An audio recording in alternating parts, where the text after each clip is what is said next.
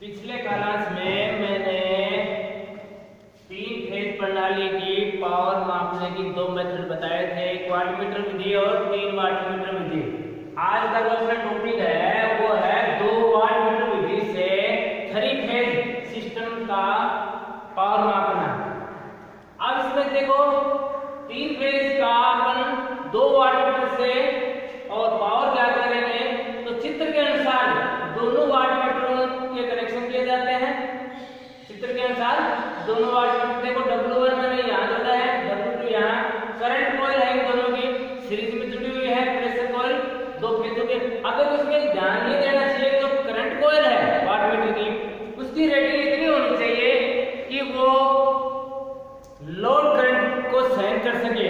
दूसरा जो pressure coil है पीसी है इसकी जो रेटिंग है वो 2 फेजों की वोल्टेज को सहन करने वाली होनी चाहिए, वरना तो वाटमीटर खराब हो जाएगा।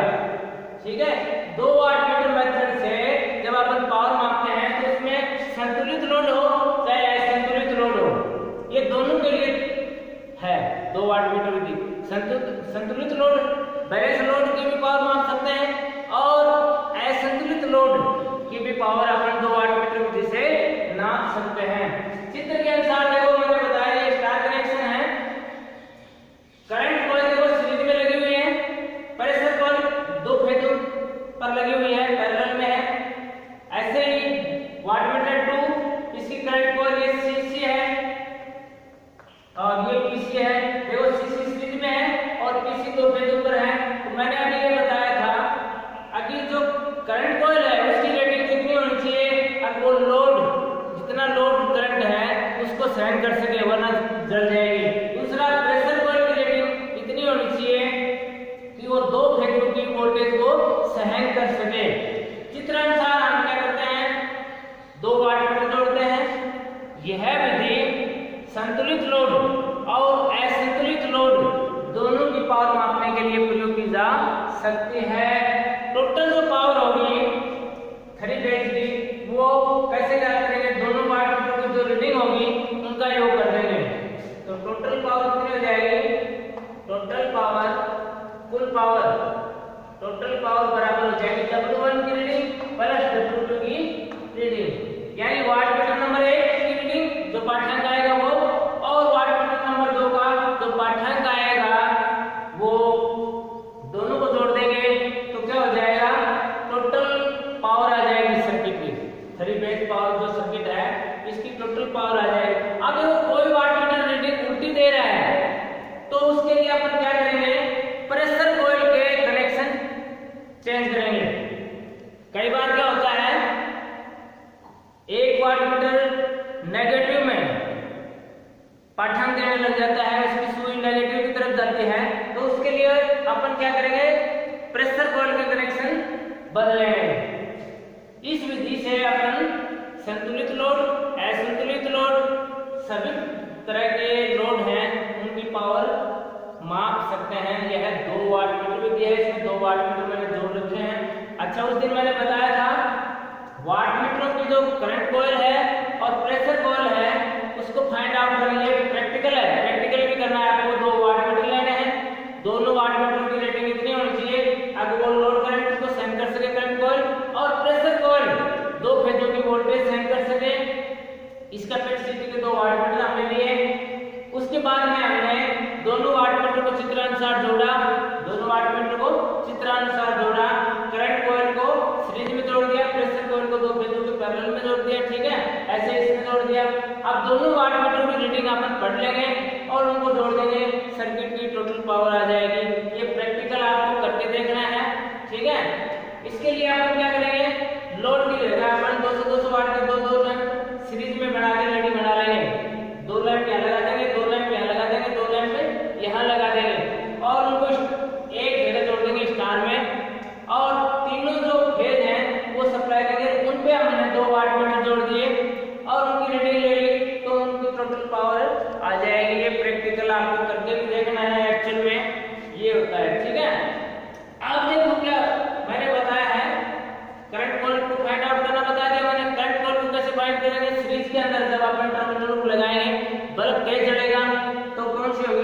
करंट कॉइल होगी, और स्पार्क होगा सीरीज में तो वो कौन सी होगी, प्रेशर कॉइल, क्योंकि प्रेशर कॉइल का जो रेजिस्टेंस होता है वो बहुत ज्यादा होता है। करंट कॉइल में तो 2-3 टर्न होते हैं, करंट कॉइल में तो 2-3 टर्न ही होते हैं, मोटे तार की बनी होती है, इसलिए इसका रेजिस्टेंस कम होता है और बल्ब फुल जलता है। प्रेशर कॉइल का रेजिस्टेंस ज्यादा होता है, अधिक टर्नों की बनी होती है प्रेशर कॉइल। और अपन जब सीरीज में टेस्ट करते हैं इसको तो स्पार्क होता है, क्या होता है, स्पार्क होता है। तो इस तरह से दोनों वाटमीटर के अपन टर्मिनल फाइंड आउट कर लेंगे। टर्मिनल फाइंड आउट करने के बाद में चित्रानुसार मैंने अभी बताया ये जो कुंडली है इनकी जगह पर क्या करेंगे, 200-200 वाट के बल्ब लगा देंगे सीरीज में, और 6 लैंप ले लेंगे। कितने लैंप ले लेंगे, 6 लैंप ले लेंगे, और उनको उनके एक सिरे लड़ी के जो सीरीज में जो लड़ी बना है अपन दो लैंपों की, उनके एक सिरे हमने एक जगह जोड़ दिया, वो न्यूट्रल पॉइंट हो गया। और जो बाहरी जो 3 सिरे हैं उनके ऊपर चित्रानुसार वाटमीटर जोड़ देंगे, सप्लाई दे देंगे 3 फेज L1 L2 L3, और W1 और W2 जो वाटमीटर हैं उनकी रीडिंग ले लेंगे, पाठ्यांक ले लेंगे। इस तरह से हम ये प्रैक्टिकल करेंगे, टोटल पावर सर्किट की आ जाएगी। मैंने बताया कोई वाटमीटर यदि रीडिंग उल्टी दे रहा है तो प्रेशर कॉइल के कनेक्शन बदल देंगे। अब देखो कुछ कंडीशन होती हैं वोल्टेज और करंट के बीच में, जो कोण बनता है थीटा, जो कोण बनता है जब थीटा 0 हो, थीटा जो है थीटा इक्वल टू 0, वोल्टेज और करंट के बीच में जो एंगल बनता है जब थीटा 0 हो तो पावर फैक्टर क्या होगा, यूनिटी होगा। पावर फैक्टर क्या होगा, पावर फैक्टर होगा इकाई, यूनिटी। जब करंट और वोल्टेज के बीच में जो एंगल है थीटा वो 0 डिग्री है, कंडीशन नंबर 1, तो पावर फैक्टर क्या होगा, 1 होगा। और जो दोनों वाटमीटर हैं W1 और W2 इनकी रीडिंग बराबर होगी, इनकी रीडिंग क्या होगी, बराबर होगी, W1 बराबर W2। समझ में आ रहा है? जब करंट और वोल्टेज के बीच में एंगल जो कोण है, जो कोण है डिफरेंस है वो 0 होगा, 0 होगा तो पावर फैक्टर क्या होगा, यूनिटी होगा। और जो पावर होगी W1 और W2 के द्वारा जो दर्शाई जा रही है वो बराबर होगी, W1 जितनी रीडिंग देगा उतनी ही W2 रीडिंग देगा। समझ में आए? दूसरी जो कंडीशन है, दूसरी कंडीशन है थीटा जब 60 डिग्री का हो, थीटा इक्वल टू कितने डिग्री का हो, 60 डिग्री। करंट और वोल्टेज में फेज डिफरेंस कितना हो, 60 डिग्री का हो, फेज डिफरेंस कलांतर 60 डिग्री का हो, कितना हो, 60 डिग्री का हो, तो पावर फैक्टर क्या होगा, 0.5 नहीं होगा। पावर फैक्टर कितना होगा, पावर फैक्टर होगा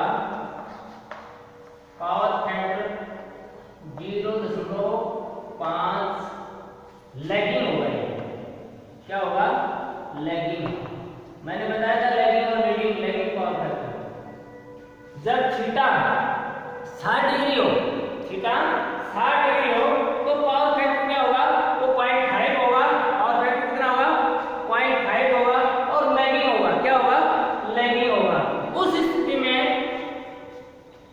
उस स्थिति के अंदर क्या होगा, W1 क्या होगा, W2 क्या होगा, चित्र मैंने समझा दिया, समझ में आ गया। तो W1 बराबर हो जाएगा VL cos 30-60, ये हो जाएगा। W1 जो रीडिंग देगा वो देगा VL cos 30-60, 30 degree minus 60 degree, ठीक है। दूसरा हो जाएगा W2 बराबर हो जाएगा इस स्थिति में जब एंगल है जब 60 डिग्री का हो, उस स्थिति में W2 बराबर हो जाएगा VL cos 30 plus 60, cos plus 30 plus 60, ये W2 हो जाएगा। अब देखो 30 प्लस 60 यानी 90 हो गया। cos 90 का मान क्या होता है, मैंने बताया था 0, क्या होता है, 0। तो जो 0 को किसी संख्या से गुणा करेंगे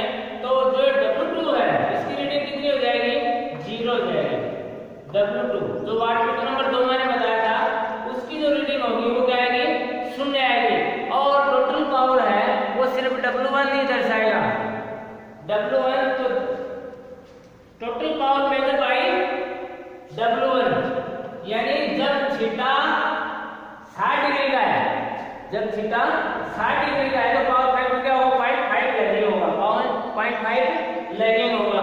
उस स्थिति में जो अपने फार्मूले हैं वो W1 बराबर हो जाएगा VL cos 30 - 60। दूसरा हो जाएगा W2 बराबर VL cos 30 + 60।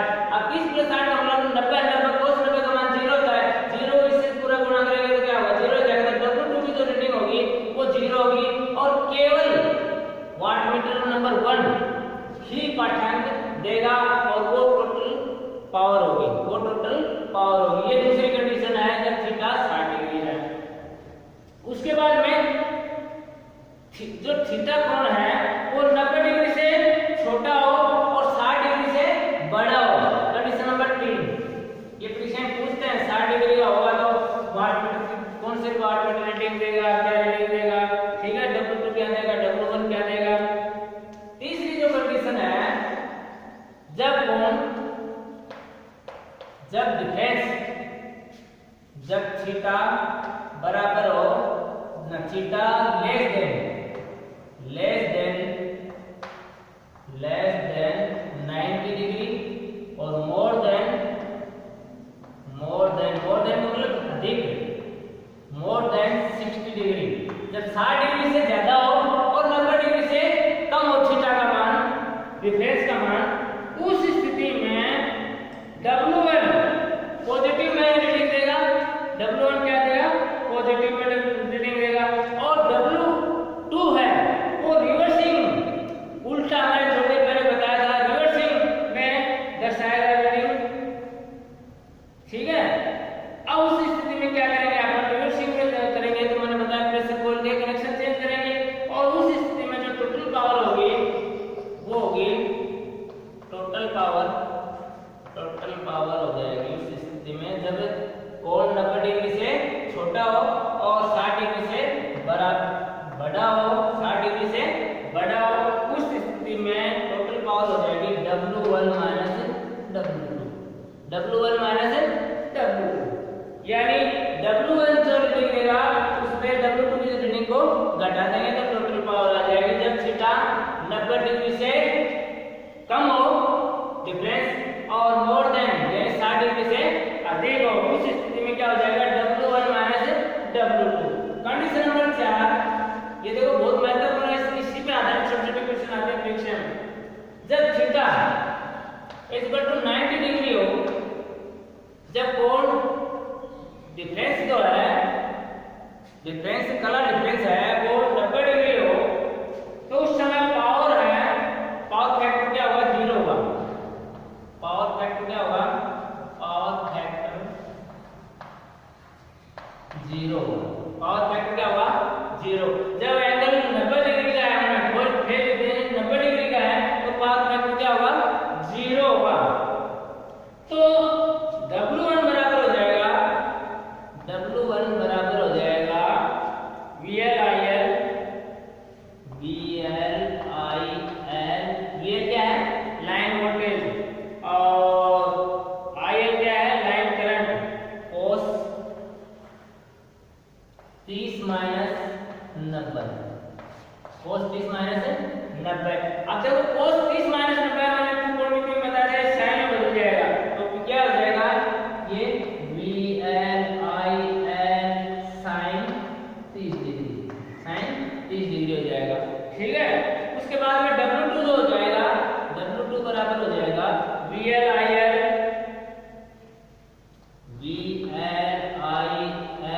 cos 30 + 90, 30 + 90 equal to हो जाएगा, माइनस में हो जाएगा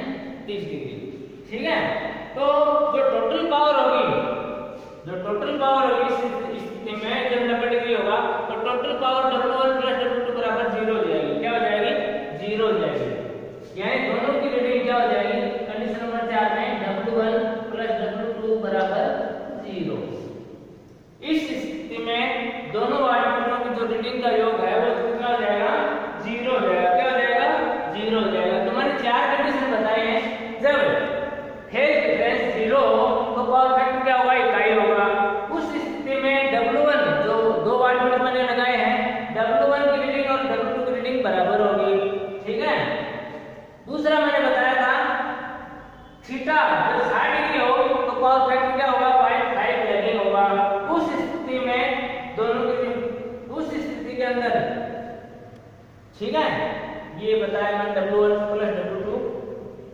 और जब theta less than 90 degree more than 60 degree हो तो total power W1 minus W2 हो जाएगी।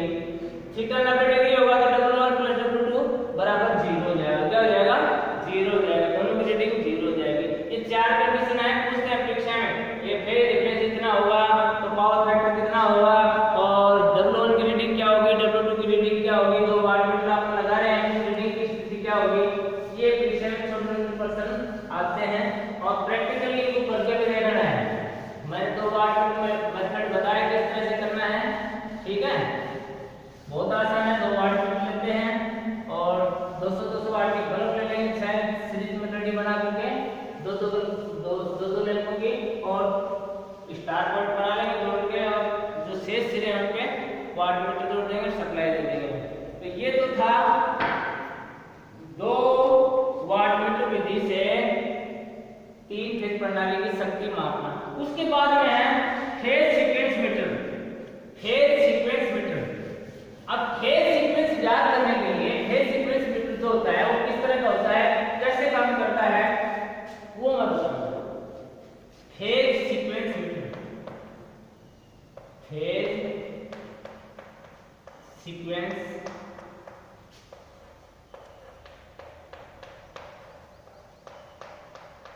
Metre, phase sequence meter, phase sequence कला अनुक्रम मीटर, कला अनुक्रम मीटर। अब देखो कला अनुक्रम मीटर, आपने देखो मैंने बताया था जो फेज सीक्वेंस होता है इंडिया का वो है RYB। क्या है? RYB। इसके लिए क्या है, 3 फेज अनुक्रम इंडिकेटर, इसको इंडिकेटर बोलते हैं, 3 फेज अनुक्रम इंडिकेटर। अब ये किस तरह का होता है मैं बताऊंगा आपको।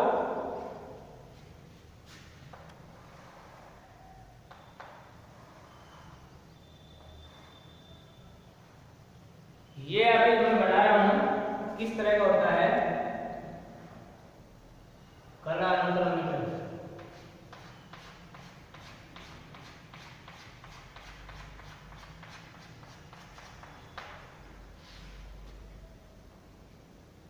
यहाँ एक ये डिस्क है और यहाँ डिस्क है एल्यूमिनियम डिस्क, एल्यूमिनियम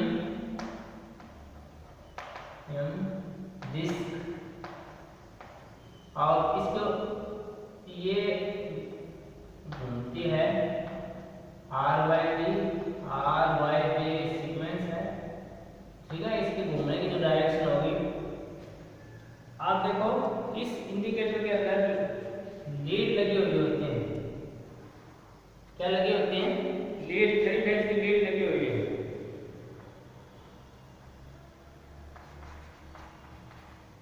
ये कोर 3 फेज सप्लाई देते हैं, इसमें क्या देते हैं? 3 फेज सप्लाई, L1 L2 और L3, L1 L2 L3, ठीक है। अब क्या होता है इसमें देखो, फेज इंडिकेटर भी बोलते हैं। ये जो फेज सीक्वेंस मीटर होता है ये 3 phase induction motor, 3 phase induction motor के सिद्धांत पर कार्य करता है। 3 फेज इंडक्शन मोटर का जो 3 कला प्रेरण जो मोटर होती है उसके सिद्धांत पर ये कार्य करता है। इसमें 3 कॉइल होते हैं, इसमें कितने कॉइल होते हैं? 3 कुंडलियां होती हैं। कितनी कुंडलियां होती हैं? 3। ये 120 डिग्री के ऊपर रखी हुई होती है, ऐसे 120 का एंगल होता है इनमें, 120 3 कुंडलियां हैं और वो इलेक्ट्रिकली 120 डिग्री के ऊपर होते हैं। कितने डिग्री पर होती है? कोण पर संयोजित होती है। इंडिकेटर के अंदर एल्यूमिनियम की डिस्क, ये मैंने बताया एल्यूमिनियम की डिस्क होती है जिस पर ठीक अनुक्रम के लिए निशान लगा दिया जाता है। ठीक अनुक्रम होगा तो उस पर निशान होगा, अगर सही है गलत है वो घूमेगी। जब सप्लाई का अनुक्रम देखना हो तो तीनों फेजों को इंडिकेटर के तीनों तारों के साथ जोड़ देते हैं। यहाँ सप्लाई देते हैं 3 फेज। जब आपने को देखना हो फेज सीक्वेंस तो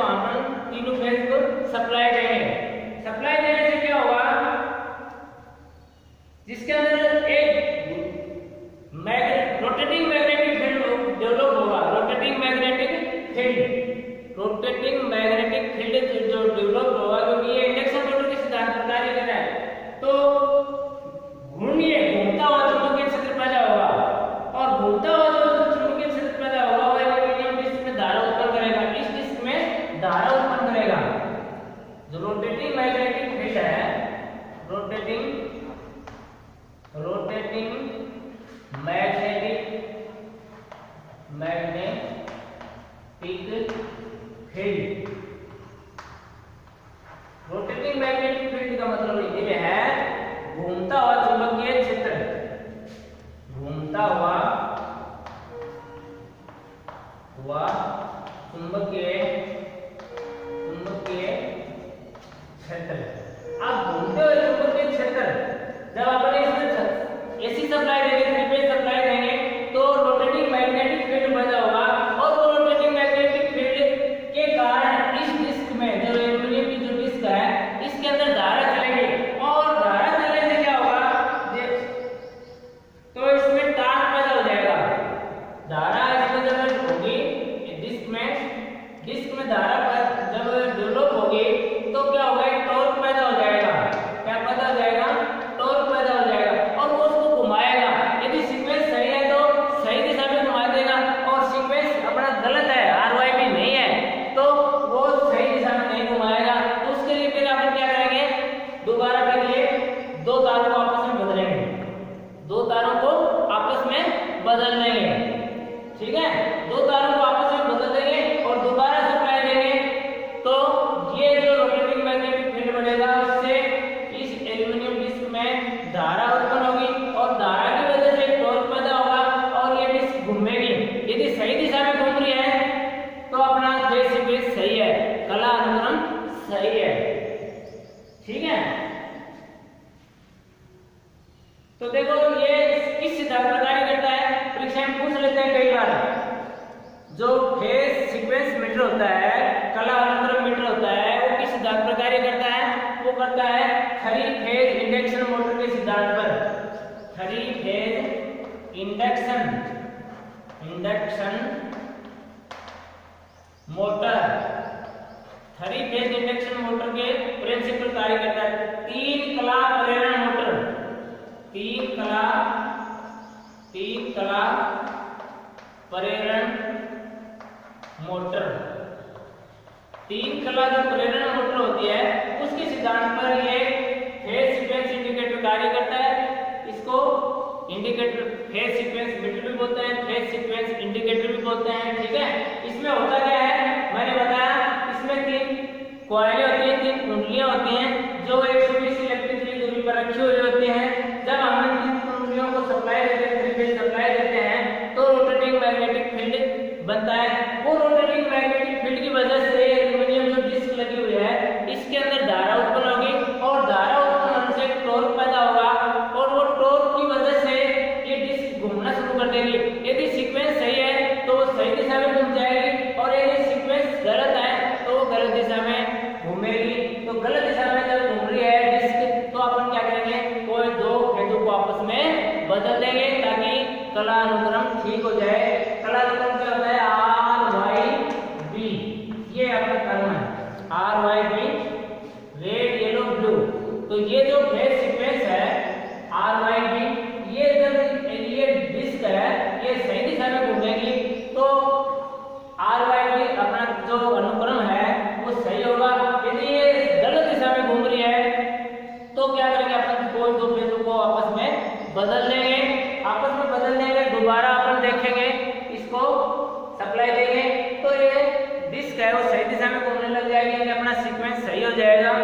और अपन जो ये का कहाँ प्रयोग होते हैं, सीक्वेंस ज्ञात करना बहुत जरूरी है क्योंकि पैरेलल में कई मोटरों को ट्रांसफार्मरों को आपस में जोड़ते हैं तो सीक्वेंस होता है।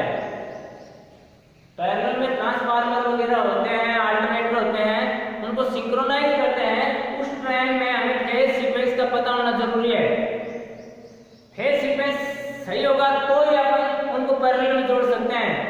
ठीक है, तो फेज सीक्वेंस इंडिकेटर से अपन सही फेज सीक्वेंस ज्ञात करेंगे पहले और फिर उनको पैरेलल में सिंक्रोनाइज करेंगे, ठीक है।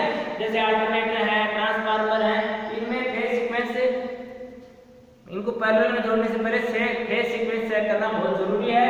ठीक है, अब ये मैंने बता दिया क्या होता है इसमें। ये सिर्फ 3 फेज इंडक्शन मोटर के सिद्धांत पर कार्य करता है। फेज इंडिकेटर क्या है, कला अनुक्रम जो मीटर होता है वो 3 मोटर के सिद्धांत पर कार्य करता है। इसमें 3 कॉइलें होते हैं जो इलेक्ट्रिकली 120 डिग्री के ऊपर होते हैं। जब हम 3 फेज सप्लाई देते हैं तो रोटेटिंग मैग्नेटिक फील्ड बनता है, घूमता हुआ चुंबकीय क्षेत्र बनता है, और जो घूमता हुआ चुंबकीय क्षेत्र बनता है तो डिस्क में धारा उत्पन्न कर देता है, डिस्क में धारा उत्पन्न कर देता है, और इस धारा की वजह से इस डिस्क में टॉर्क पैदा हो जाता है और ये घूमने लगती है। डिस्क एल्युमिनियम की जो डिस्क है ये घूमने लगती है, ठीक है, घूमेगी। यदि सही दिशा में घूम रही है तो अपना फेज सीक्वेंस सही है, कालानुक्रम सही है, और यदि गलत दिशा में, गलत डायरेक्शन में, जो जिसमें इसमें निशान लगा हुआ होता है, सही दिशा के निशान में घूम रही है तो सही है फेज सीक्वेंस, और जो रॉन्ग दिशा में घूम रहा है तो सीक्वेंस गलत है। तो सीक्वेंस सही करने के लिए अपन क्या करेंगे, कोई 2 फेजों को आपस में बदल देंगे ताकि अपना फेज सीक्वेंस सही हो जाए। और सिंक्रोनाइज करते समय ये सीक्वेंस याद करना बहुत जरूरी है। चाहे अल्टरनेटरों का सिंक्रो पैरेलल करना हो, पैरेलल में जोड़ना हो अल्टरनेटरों को, जनरेटरों को, ठीक है, और ट्रांसफार्मरों को सिंक्रोनाइज करते हैं, पैरेलल में जोड़ते हैं, उस समय फेज सीक्वेंस का पता होना बहुत जरूरी है, ठीक है। तो अपने को पता चल गया किस तरह से अपन सीक्वेंस याद करेंगे। ये मीटर होता है, फेज सीक्वेंस मीटर के द्वारा हम तीनों फेज का जो क्रम है वो ज्ञात करते हैं। ये किस सिद्धांत पर कार्य करता है, ये 3 फेज 3 कलाप प्रेरण मोटर के सिद्धांत पर कार्य करता है। इसमें 3 कुंडलियां होती हैं जो इलेक्ट्रिकली 120 डिग्री के ऊपर रखी हुई होती हैं। अब 120 डिग्री के ऊपर जब रखी होती है इनमें 3 फेज ऐसी सप्लाई दी जाती है तो रोटेटिंग मैग्नेटिक फील्ड डेवलप्ड होगा, और वो रोटेटिंग मैग्नेटिक फील्ड की वजह से एल्युमिनियम डिस्क में धारा उत्पन्न करेगा, और उस धारा की वजह से डिस्क में टॉर्क पैदा हो जाएगा, यानी डिस्क घूमने लग जाएगी, ठीक है। और सही दिशा में घूम रही है तो अपना सीक्वेंस सही है, और गलत दिशा में घूम रही है तो सीक्वेंस अपना गलत है, क्रम अनुक्रम गलत है। अनुक्रम को सही करने के लिए क्या करेंगे, कोई भी 2 फेजों को आपस में बदल देंगे। तो ये था फेज सीक्वेंस इंडिकेटर। तो आप देखो ये चैप्टर लगभग पूरा हो गया है। अगले पीरियड में मैं इससे इस जो पॉलीफेज सिस्टम मैंने पढ़ाया है इसके अंदर जितने भी छोटे क्वेश्चन जो परीक्षा में आते हैं वो बताऊंगा। ये फेज सीक्वेंस इंडिकेटर बता दिया मैंने, 2 वाटमीटर मेथड बता दिया। 2 वाटमीटर मेथड के अंदर क्या होता है, संतुलित और असंतुलित दोनों प्रकार के लोडों का पावर ज्ञात किया जा सकता है। उसके लिए मैंने चारों कंडीशन भी बता दी। वाटमीटर की रीडिंग की स्थिति क्या होगी, दोनों वाटमीटरों की सीसी जो होती है उनको कैसे जोड़ेंगे, सीरीज में जोड़ेंगे। पीसी होती है उनको पैरेलल में जोड़ते हैं, लेकिन सीसी की कैपेसिटी रेटिंग इतनी होनी चाहिए कि वो उस लाइन की लोड की करंट को सहन कर सके, और पीसी की कैपेसिटी इतनी होनी चाहिए, रेटिंग इतनी होनी चाहिए अगर वो 2 फेजों की वोल्टेज को सहन कर सके, ठीक है। सीसी और पीसी ज्ञात करने के मैंने मेथड बता दिए। सीरीज कैपेसिटर से कैसे ज्ञात करते हैं,